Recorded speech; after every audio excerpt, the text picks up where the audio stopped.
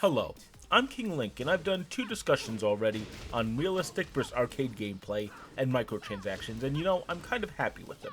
But I wanted to have a discussion about review scores and also how I pick games to review. I've talked about the criteria for what games I choose to play in a few places, but I'd like to bring it together in one video. Now, before we begin, I also want to talk about what I'm showing on screen. I'm just playing some Tekken 7.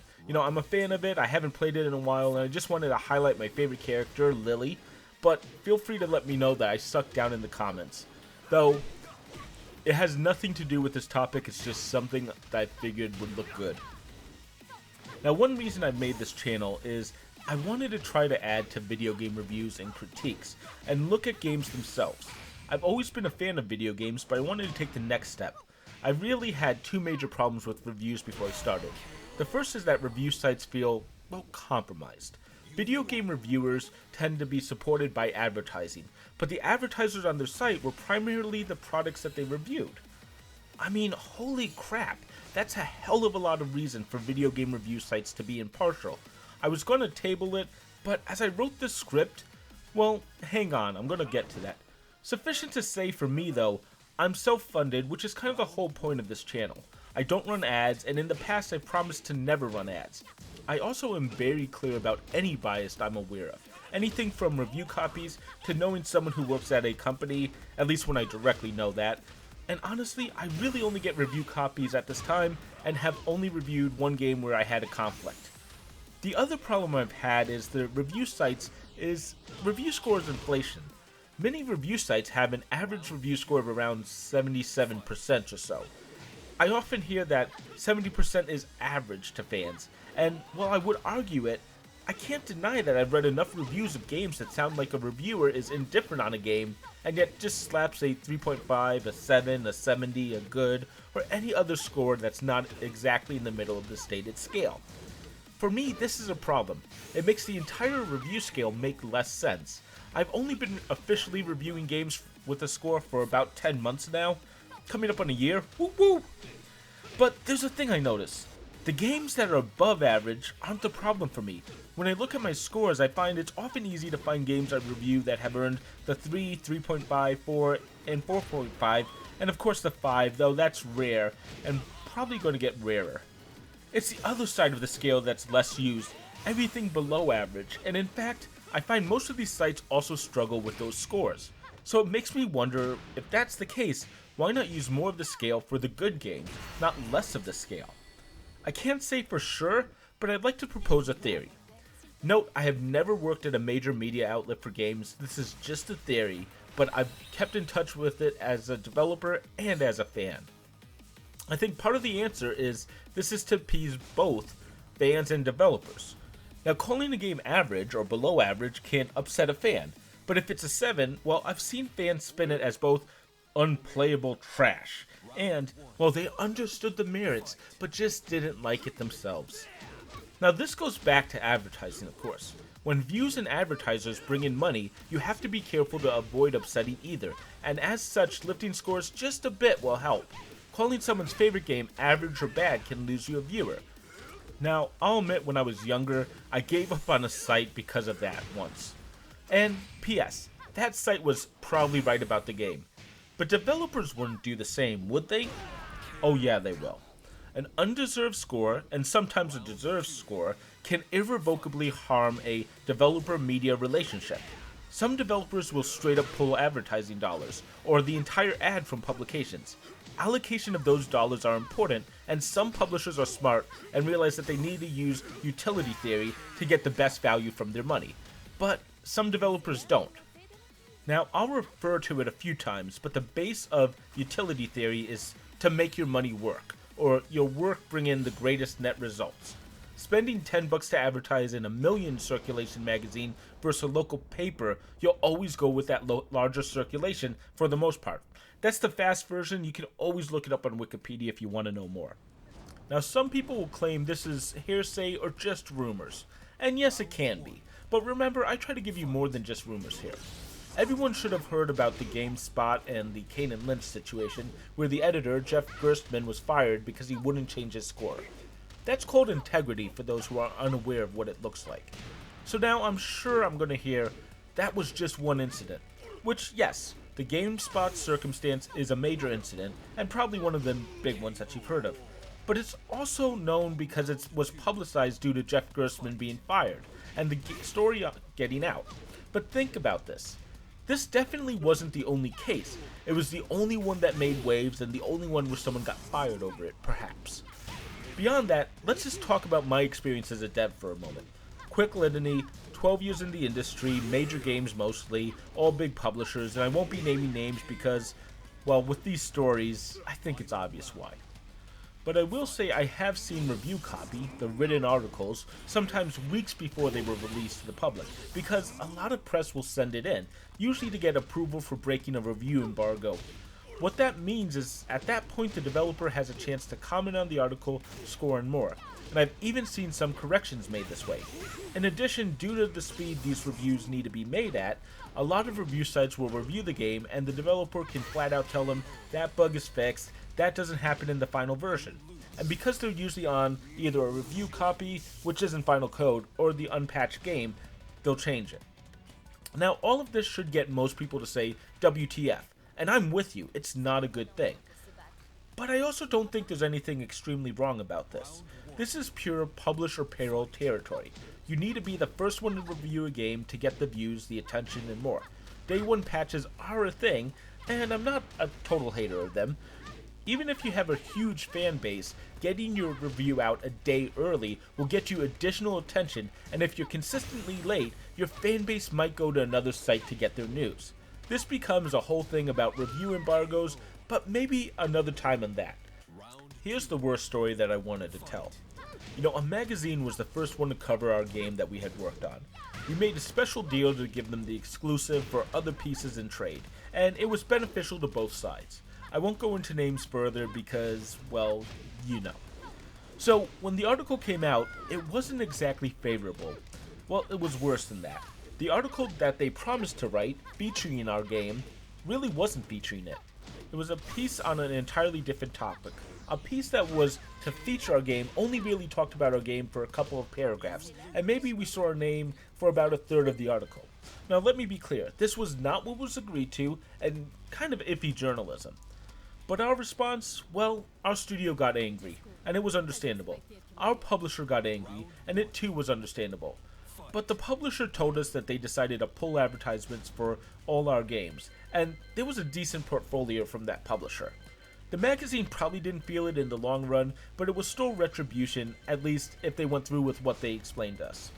This is exactly what I'm talking about. Publishers can act petty and put pressure on the media. Was the magazine wrong? Yeah, I would say that they misrepresented the article that they were writing about us. It wasn't a preview, it was something else. Was the publisher wrong? Their actions could be acceptable at other times for other reasons. Changing who you advertise in isn't the problem. But they did it for revenge, and that's what makes it wrong. But this happens. I believe eventually they did advertise in the magazine again because, like I said, utility theory wins out, even if they have the sting of anger, though advertising was pulled for a significant time from what I understood. There's another part of this that is important. I've gone over a bit, but viewership matters. Publisher payroll, review copies. Yeah, so most of the review sites again rely on views, and getting reviews and more are very important in the media industry, but not as important as getting exclusive information or interviews that everyone wants to read, which leads to views. Want to talk about Mortal Kombat X? Which is better? Just talking about press releases or showing off an exclusive trailer or even an interview with Ed Boon? I personally would like the later if I was looking for information, but let's be honest, who wouldn't?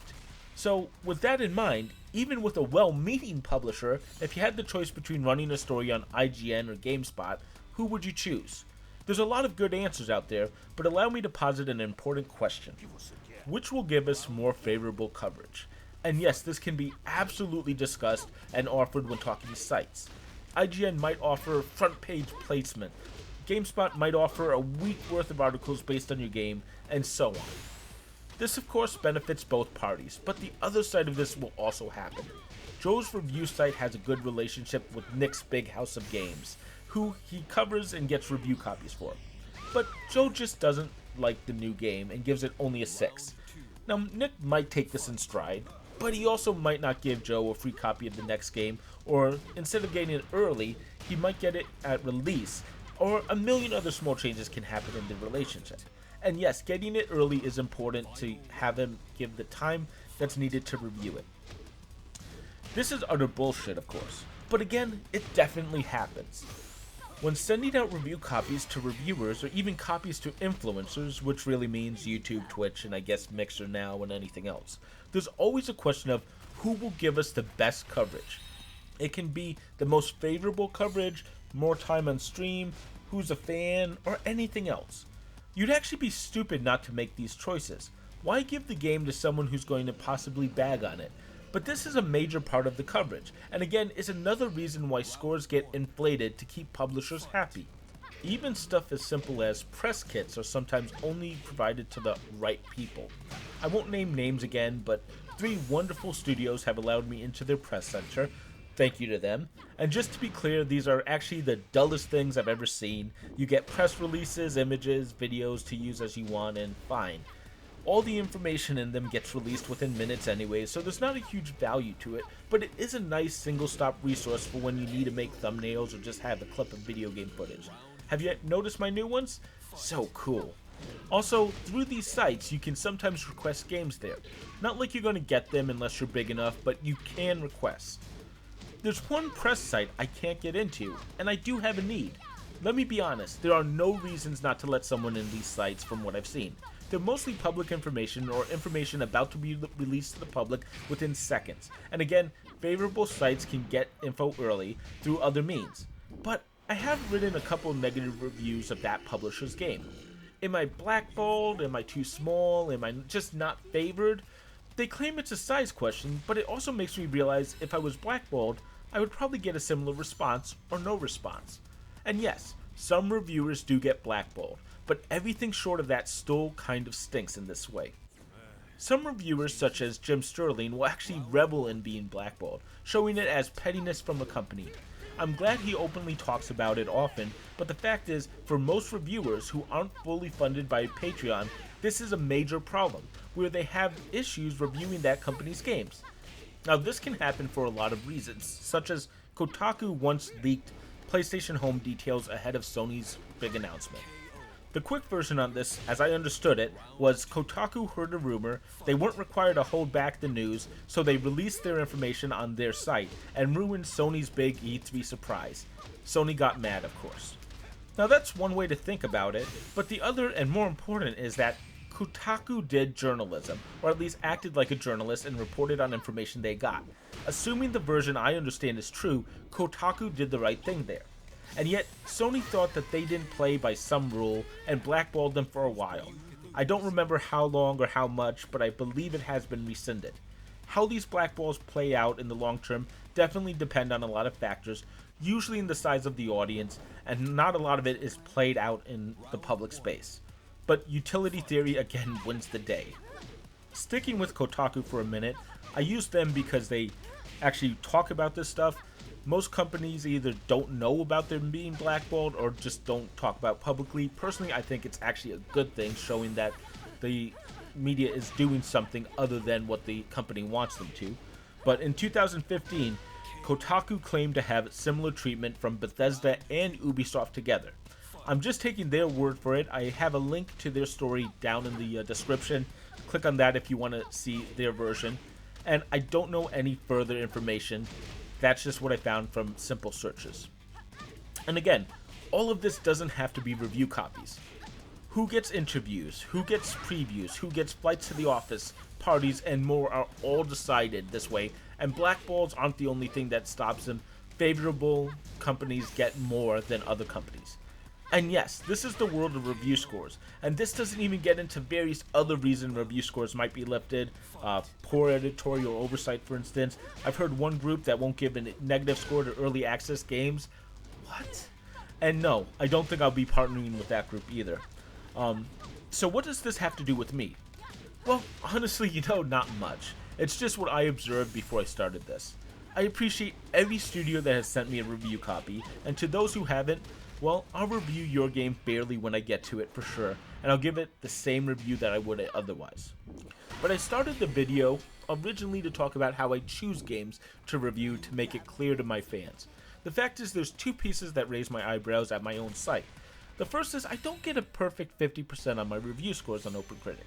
It says my average score is about 70%, which is a 3.5 out of 5. I actually wondered about that, and then I realized some stuff. While they don't have every game I've reviewed in OpenCritic, actually they have a lot of the ones I review poorly missing, I do tend to review games positively. Even just looking at the games I've gotten review copies of, I'm overly positive. So does that make me a bad reviewer? Well, I hope you weren't expecting me to say yes. I believe I'm honest and truthful, and the problem is I already have some checks in place that skew my reviews towards the positive. The biggest thing is that a review for me takes time. Not only do I have to play through an entire game, but then I have to write a review. Even if it was a 10-minute game, I usually take between 2 to 4 hours to write a review, edit it, at least an hour for writing a different version of it for the video reviews. I have to gather pictures for my reviews, which can take a decent time if I didn't take it while playing. I then have to film footage for my review, usually taking 30 minutes, record my voiceover. A 15-minute review can sometimes take me between 20 minutes if I'm good, 2 hours depending on how bad I do with it, or how much editing I do as I read. And that right around there is about 8 hours. Sometimes I've actually clocked it at 10 to 12 hours, especially when I talk about promotion of my reviews and getting people to notice it and more. That's not counting video editing, rendering time, and potentially doing that again when something goes wrong. There's a lot of time to devote to any game, let alone one I expect to hate. If I was to pick up a copy of a game like Anthem or Fallout 76, even if I got it for free, playing 20 to 30 hours to possibly give it a bad score isn't exactly a proposition I'm looking forward to. I try to find games I will enjoy because I'm spending my time playing and reviewing games. Gaming is the desire. Think of the reviewing of games as a hobby I do alongside it. I love doing it, but I play games to have fun. Of course, I probably wouldn't get Anthem or Fallout 76 for free.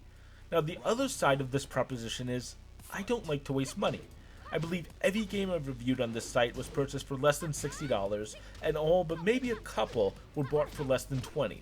I try to find games I want to play that are both cheap and enjoyable. Yes, that means reviews will be coming out a little late here, but I also like to find more unique gems if I can. P.S. The Hex is coming, check that one out, it's really cool. I also will review the Humble Monthly Bundle, and admittedly that's because of the amount of traffic I get from reviewing those games are massive compared to others, and that's important to me. Also, I was going to play them anyways, so why not cover them consistently? But when I look at a game, even if I'm given a code for a review copy, which I do sometimes get in my email, I do a quick evaluation of how long it'll take to play. Do I expect to enjoy it? And what will it cost me to do? But beyond that, for requested review copies, I only really ask for review copies myself that I'm usually very excited to play, usually games I'm sure to love. I knew what 2 Point Hospital was before I even wrote Sega. I hoped that they would execute on the idea and produce an excellent game. They did, and I reviewed it fairly. I similarly knew what Disgaea 5 was before getting the PC review copy because I played it on PlayStation 4. So I knew what the game was, I wanted to cover it for the site, and so I took an extra step, and yeah, I actually played through it a second time. Still a good game. Now, I didn't go out and ask for copies of Anthem or Fallout 76 because of the opposite reasons. They didn't interest me, and it wasn't a vanity request. So yes, my review copy games are highly rated, but that's because I only ask for them if I expect to really enjoy my time with them. Similarly, I will review games more positively because I'm only playing games and spending the 10 hours to review a game on games I find extremely interesting. One last thing is, if I recently interviewed with a company or know I can't be unbiased, I don't cover that game. This probably will come up less because of a few changes, but I think of Overload.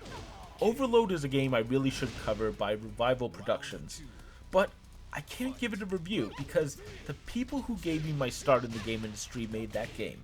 By that I mean 7 out of the 10 employees at the company are people I've had personal discussions with. One of them, Mike Kulas, was a founder of Volition, the first company I ever worked at, and a guy who was involved with hiring me and making me a video game programmer officially. yeah, there's no way I can give Overload a fair review. I've thought about it and I've considered some coverage because I want to play it, enjoy it, but this is a perfect example of a case where I know I can't be unbiased and it blocks me from reviewing the game. And that's really my criteria. But before we end, I do want to say something about my scores, and this is a dirty little secret. So 2.5 is the midpoint. If I've enjoyed my time with the game, it gets a 3 or above, and if I didn't, it's going to get a 2 or less. But I'm slowly realizing I also say I recommend any game 3 or above, and I'm starting to realize maybe that's not necessarily true. I still am marking them as recommended on Steam and OpenCritic, but I realize that 3s are really borderline likes, and that's what they should be seen as. If you look back and see a 3, realize I enjoyed it to some extent, but, well, let's just say you should probably try a 3.5 or above instead of a 3. But that's the meaning of the number anyways, right? Alright, I hope this has been interesting. I just wrote this because I felt like I wanted to create something interesting about what my review scores and my game selection process is. My opinion on both the game industry and the media just wedged their way in. But overall, that's my opinion, and I hope you enjoyed it. If you do want more, consider subscribing to my YouTube channel, it would mean a lot, and if you have any ideas or topics you'd like me to cover, feel free to leave a comment down below wherever you see this. I'd love to hear it. The beauty of these discussions is that they take far less time to write and produce, so I can release them with a little less effort, even if they are longer. This one took me about 2 hours just to give you a baseline. So until next time guys, I'm King Link, and thanks for listening.